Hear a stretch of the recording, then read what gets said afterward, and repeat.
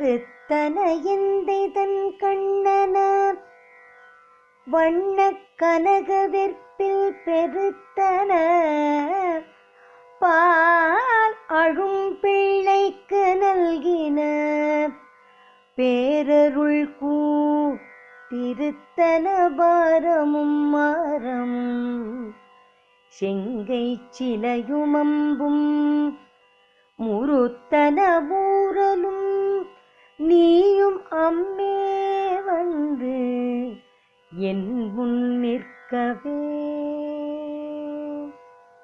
இப்பாடலை துதித்து பாராயணம் செய்தால் சிவனும் சக்தியும் அன்பாக இருப்பதைப் போன்று கணவனும் மனைவியும் அன்பாக இன்பமாக மகிழ்வுற்று இருப்பர்.